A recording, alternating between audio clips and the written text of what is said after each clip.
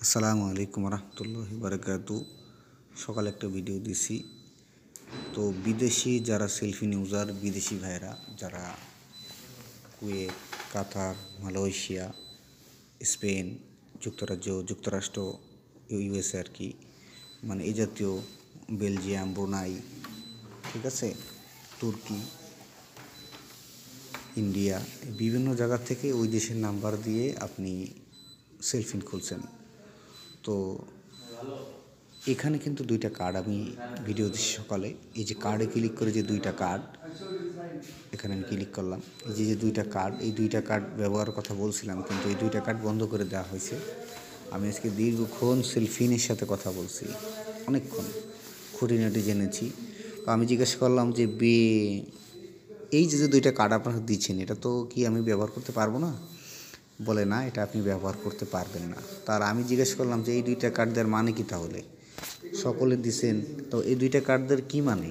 যে আমরা বিদেশি নাম্বার দিয়ে খুলছি, ধরেন STC mobile, Virgin, U mobile, হ্যাঁ, তারপরে সিঙ্গাপুরের নাম্বার, সিংটেল, সিংহাব, এইগুলো নাম্বার দিয়ে আমরা খুলছি।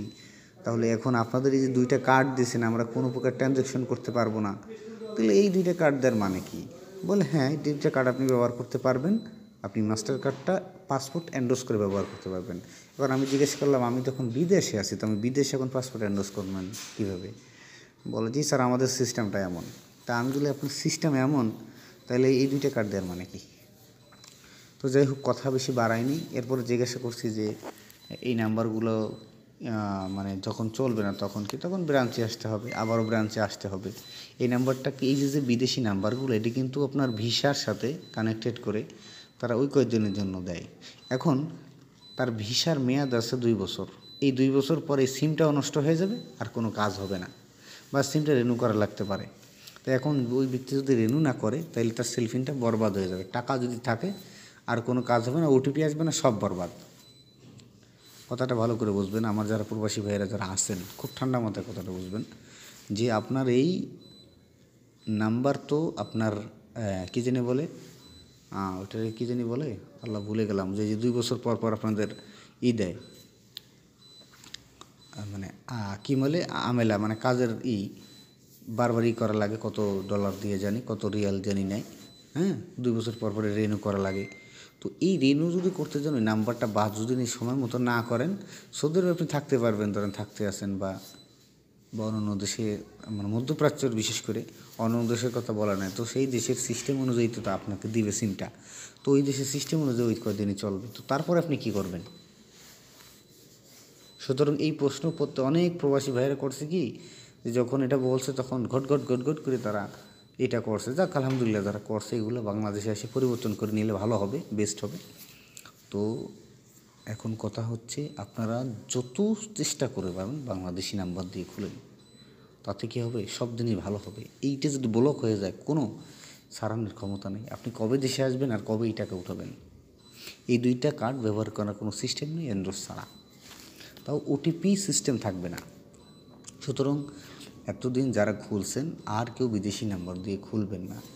একটা সিম কার্ড বাংলাদেশ থেকে নিয়ে যাবেন, আপনার যে কোনো আত্মীয় স্বজনের নামে বা যে কোনো ভাই ব্রাদারের নামে একটা সিম কার্ড বাংলাদেশ থেকে আপনি নিয়ে যাবেন সুন্দরভাবে।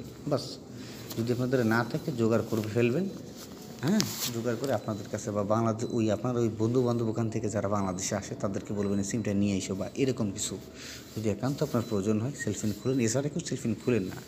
আজকে যে শুনলাম তাতে আমার খুবই খারাপ লাগছে। আমাদের প্রবাসী ভাইদের জন্য মানে কোনো ব্যবস্থাই রাখে না তারা। আজকে ভার্জিন দিয়ে একটা কল দিয়েছে, এসটিসি দিয়ে কল দেয়, মোবাইল দিয়ে কল দেয়, তাদের এই ইসলামী ব্যাংকের নাম্বারে কলই ঢোকে না।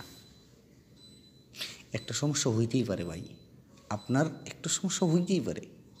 সেটটা ড্যামেজ হয়ে যেতে পারে, সেটটা ডিসপ্লে খারাপ হয়ে যেতে পারে, সেটা চুরি হয়ে যেতে পারে। তখন এই ব্যক্তি কীভাবে সে টাকার সিস্টেমটা করবে? কোনো সিস্টেম আছে? বিভিন্ন দেশ থেকে সেলফিনে যখন টাকা দিয়ে কথা বলা হয়, তখন বহুত টাকা খরচ হয়ে যায়। 1 টাকা 2 টাকার ব্যাপার, এখানে কয়েক হাজার টাকা দরকার। বাংলাদেশের মতো এক ভাই মালদ্বীপের থেকে ফোন দিয়ে তার 6,000 টাকা খরচ। আমি নিজে টাকা ডলার ভরে দিছি তারে, গ্রামীণ সিম। সেই গ্রামীণ সিমে আমি নিজে $20 থেকে $30, মানে $35 আমি তাকে ঢুকিয়ে দিছি। তারও বেশি মনে হয়, প্রথম 20, 40-50 ডলার আমি ঢুকিয়ে দিয়েছি আমি নিজে। তারপরেও আমি বলছি ভাই কাজ হয়েছে, বলে না ভাই হয় নাই, সে আইফোনে চালায়। তো যাই হোক ভাই, আপনাদের কাছে বলবো যে আর কেউ বিদেশি নাম্বার দিয়ে খুলবেন না। একটু কষ্ট হলেও বাংলাদেশ থেকে একটা সিম, বাংলালিংক, রবি, এয়ারটেল, গ্রামীণ, এর মধ্যে সব থেকে বেস্ট হচ্ছে গ্রামীণ। গ্রামীণটার অ্যাক্সেস ভালো সব জায়গায়। এই গ্রামীণটা আপনি বাংলাদেশ থেকে নিয়ে বা আপনার কাউকে দিয়ে কিনে তারপর সেলফিনটা খুলেন, এর আগে খুলেন না কেউ, আর কেউ খুলেন না। খুলে বহু প্রকার ঝামেলায় পড়া লাগে ভাই। আপনি ওই যে বিদেশি নাম্বার দিয়ে কোনো একটা সমস্যা হইলো সেলফিনে, ব্লক হয়ে গেলো, পিন ভুল দিতেই পারেন, এটা স্বাভাবিক বিষয়। ওই নাম্বার দিয়ে কল দিলে কলই ঢুকবে না। ওমানের এক ভাই কালকে ফোন করছে যে ভাই এত কল দিই কোনো কলই ঢোকে না, ওই যে লাস্টে 1090, ঠিক আছে। তো আমি এই নাম্বার দিলাম, তারপরে একটা নাম্বার খুবই কষ্ট মষ্ট করে ঢুকে হয়েছে। কিন্তু অন্যান্য জায়গার থেকে এই বিষয়টা আরও বেশি কঠিন, তাদের এই সার্ভারের সমস্যাই শেষ হয় না এই।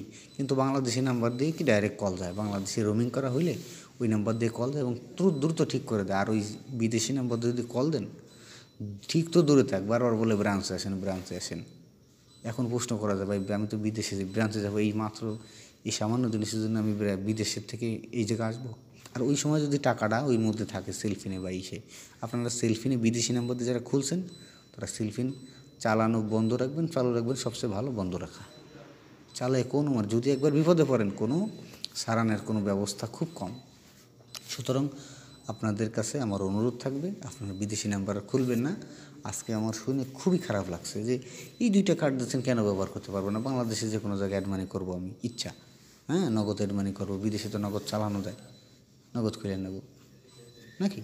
কিন্তু এরকম কোনো ব্যবস্থা ভাই রাখা নাই। আমার খুবই খারাপ লাগছে আজকে এই কথাগুলো শুই না। আর অবশ্যই যদি ব্যাঙ্ক অ্যাকাউন্ট করেন বাংলাদেশি নাম্বারেই করবেন, অন্য কোনো নাম্বারে করবেন না। আজকে ভার্জিন দিয়ে কল দিয়েছে, ইসলামী ব্যাংকে কলই ঢোকে না, তার অ্যাকাউন্টে রয়েছে অনেক টাকা।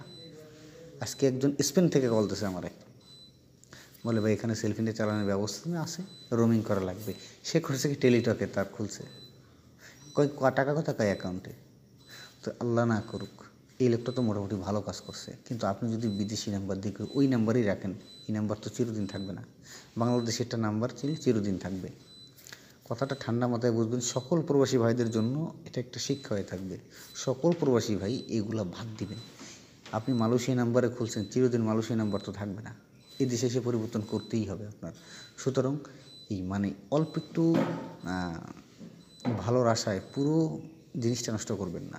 আপনার অবশ্যই সিমটা রোমিং করে অল্প টাকা লাগে, বেশি টাকা 2-3 হাজার টাকা লাগে হয়তো। এই টাকাটা খরচ করে রোমিং করে তারপরে আপনারা খুলবেন। সুতরাং ভালো থাকবেন, সুস্থ থাকবেন।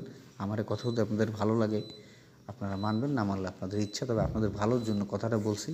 আজকে দীর্ঘক্ষণ কথা বলেছিলাম ব্যাংকের সাথে, আর আমার দিলটা ভেঙে গেছে আপনাদের জন্য। শুধু যে এত কষ্ট করে একজন প্রবাসীর এই মূল্য দিল তারা, এখন এই 2টা কার্ডই ব্যবহারই করা যাবে না। কীভাবে করতে হবে?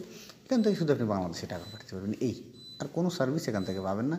আর অ্যাকাউন্ট যদি করেন অবশ্যই বাংলাদেশি নাম্বারে করবেন এবং বাংলাদেশি নাম্বারে সেলফিন করবেন। এটাই আমার শেষ কথা।